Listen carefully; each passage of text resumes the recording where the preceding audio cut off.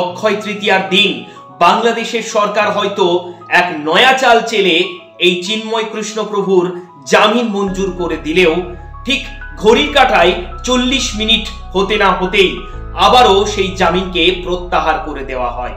আর এর একটি মাত্রই কারণ হলো যেটি সংবাদ মাধ্যম অর্থাৎ সোশ্যাল মিডিয়া। এই সোশ্যাল মিডিয়ার জন্যই আজ চিন্ময় কৃষ্ণ প্রভুকে আমরা ফিরে পেয়েও যেন পেলাম না। অবশেষে সেই সুখবর এলো সবার সামনে।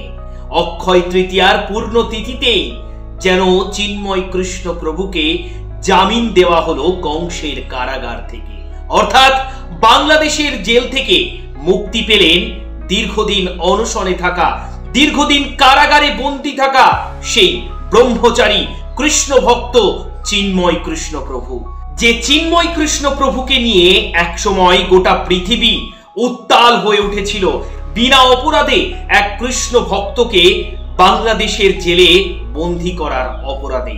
কিন্তু এক সময় এই চিন্ময় কৃষ্ণ প্রভুর যে বিনা অপরাধে বাংলাদেশের জেলে বন্দী করার ঘটনায় গোটা দেশ গোটা পৃথিবী হয়ে উঠেছিল প্রতিবাদে উত্তাল। কিন্তু সেই মুহূর্তে দাঁড়িয়ে যেন কোনো শক্তি চিন্ময় কৃষ্ণ প্রভুকে রক্ষা করতে পারেনি। দীর্ঘ 6 মাস তাকে কারাগারে বন্দী থাকতে হয়েছে। একের পর এক রাত, একের পর এক দিন যেন তাকে কাটাতে হয়েছে এক 4 দেওয়ালের মধ্যে, এক বদ্ধ ঘরের নিশুতি রাতে। তবে হাজারো টানাপোড়েনের পর কোনো কিছুতেই যেন চিন্ময় কৃষ্ণ প্রভুকে বাংলাদেশের জেল থেকে মুক্তি দেওয়া সম্ভব হয়ে ওঠেনি।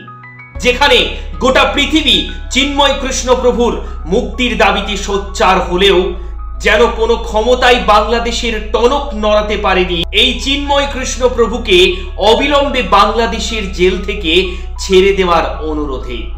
অক্ষয় তৃতীয়ার পূর্ণ যোগেই হঠাৎ করেই যেন সোশ্যাল মিডিয়া খুলতেই একটি ছবি আর একটি কথা ভেসে উঠল, চিন্ময় কৃষ্ণ প্রভুর জামিন মঞ্জুর করা হয়েছে।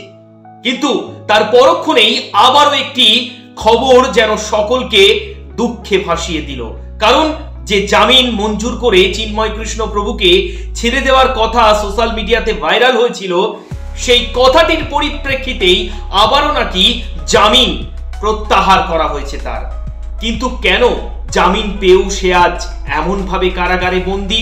কেন আবারও তার জামিনকে প্রত্যাহার করা হলো? নমস্কার, আমি কৌস্তব চক্রবর্তী, আপনারা দেখছেন শিবের বাড়িতে জগন্নাথ।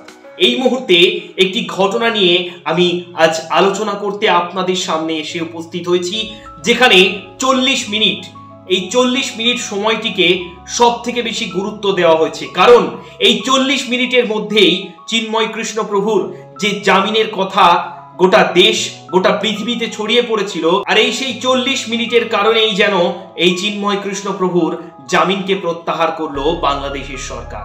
কিন্তু কেন? কি এমন রয়েছে এই 40 মিনিটে? কিসের জন্যই বা 40 মিনিটের মধ্যেই এত বড় সিদ্ধান্ত নিতে বাধ্য হলো বাংলাদেশের সরকার? কি রয়েছে এর পেছনে আসল কারণ? দেখুন এই ভিডিওটি একটিবার। যেদিন বিনা অপরাধে ইসকনের এই কৃষ্ণ ভক্ত ব্রহ্মচারী চিন্ময় কৃষ্ণ দাস প্রভুকে বাংলাদেশের জেলে বন্দী করেছিল, সেদিন গোটা দেশ গোটা পৃথিবী সোচ্চার হয়ে উঠেছিল একটাই দাবিতে, কেন এই কৃষ্ণ ভক্তকে জেলে বন্দী করা হলো? কি ছিল তার দোষ? কি ছিল তার অপরাধ? কিন্তু সেই মুহূর্তে দাঁড়িয়ে গোটা পৃথিবীর পররাষ্ট্র নীতির কাছে বাংলাদেশের সরকার চাপের মুখে পড়লেও যেন কোনো কিছুতেই থামতে নারাজ হয়নি বাংলাদেশের সরকার। একের পর এক বিনা অপরাধের কেস এই ব্রহ্মচারী কৃষ্ণ ভক্তের ওপর চাপিয়ে তাকে বিনা অপরাধেই যেন আটকে রাখা হয়েছিল এই জেলে। তবে অবশেষে এই অক্ষয় তৃতীয়ার দিন বাংলাদেশের সরকার হয়তো এক নয়া চাল চেলে এই চিন্ময় কৃষ্ণ প্রভুর জামিন মঞ্জুর করে দিলেও ঠিক ঘড়ির কাঁটায় 40 মিনিট হতে না হতেই আবারও সেই জামিনকে প্রত্যাহার করে দেওয়া হয়। আর এর একটি মাত্রই কারণ হলো যেটি সংবাদ মাধ্যম অর্থাৎ সোশ্যাল মিডিয়া। এই সোশ্যাল মিডিয়ার জন্যই আজ চিন্ময় কৃষ্ণ প্রভুকে আমরা ফিরে পেয়েও যেন পেলাম না। কারণ এই সোশ্যাল মিডিয়া এই 40 মিনিটের মধ্যে যে ঝড় গোটা পৃথিবী জুড়ে তুলে দিয়েছিল, তাতে আবারও নতুন করে বাংলাদেশ আন্দোলনের মুখে না পড়ার ভয়ে আবারও বাংলাদেশ নির্বিকারে এই চিন্ময় কৃষ্ণ প্রভুর ওপর বিনা অপরাধের আবারও একটি কেস চাপিয়ে তার জামিনকে প্রত্যাহার করে দিল। এমনকি সেই মুহূর্তে সোশ্যাল মিডিয়াতে এও দেখা গিয়েছে যে চিন্ময় কৃষ্ণ প্রভু এবার ছাড়া পাচ্ছে, তার ভয়ে ইউনূস সরকার পালাবে। আর এই সবের কারণেই বাংলাদেশের সরকার এই 40 মিনিটের মধ্যেই এক বড়সড় সিদ্ধান্ত নিয়েও যেন আবারও কড়া পদক্ষেপ গ্রহণ করে চিন্ময় কৃষ্ণ প্রভুকে তাদের যে জেল, সেই জেলে আবারও তাকে বন্দী করে রাখলেন।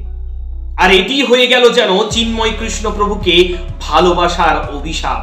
আর যে অভিশাপ আজ হয়তো গোটা দেশকে না বর্তাতে হলেও যেন চিন্ময় কৃষ্ণ প্রভু এবং তার মাকে বর্তাতে হচ্ছে এই 40 মিনিটের একটি ভুলের কারণে। আর যে ভুল আমি আপনি আমরা সবাই করেছি। কিন্তু যে সুখবর আমরা অক্ষয় তৃতীয়ার দিন পেয়েছিলাম, আজ হয়তো সেই সুখবর আর আমরা দিতে পারছি না আপনাদের সামনে। কারণ একটা ভয়ের কারণ ইতিমধ্যেই খাড়া হয়েছে, যেখানে চিন্ময় কৃষ্ণ প্রভুর ওপর আবারও নতুন করে একটি কেস চাপানো হয়েছে এই 40 মিনিটের কারণে। আর এই কেসের কারণেই আবারও নতুনভাবে তার শুনানি হবে, তার আবারও নতুন আইনজীবী নিযুক্ত হবে, সেই আইনে আবারও সেই লয়ার সেই আইনে লড়বেন এবং তারপরে তার জামিনকে আবারও মঞ্জুর করার 80% একটি সুযোগ আবারও রয়েছে।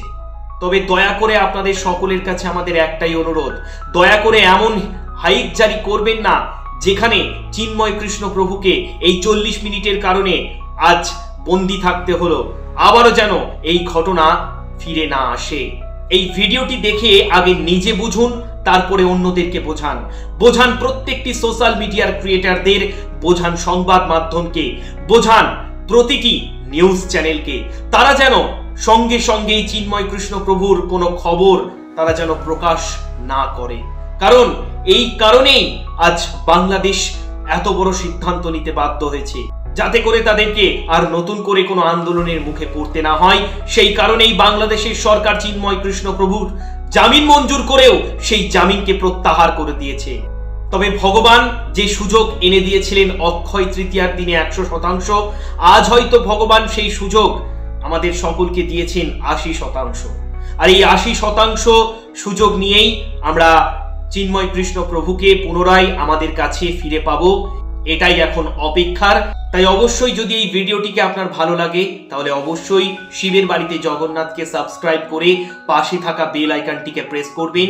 আর এই ভিডিওটিকে সকলকে শেয়ার করে জানিয়ে দিন, যাতে করে চিন্ময় কৃষ্ণ প্রভু আবারও যেন ফিরে আসে ভারতের মাটিতে, আবারও যেন সেই কৃষ্ণ ভক্ত স্বমহিমায় ফিরে আসেন তার মায়ের কোলে।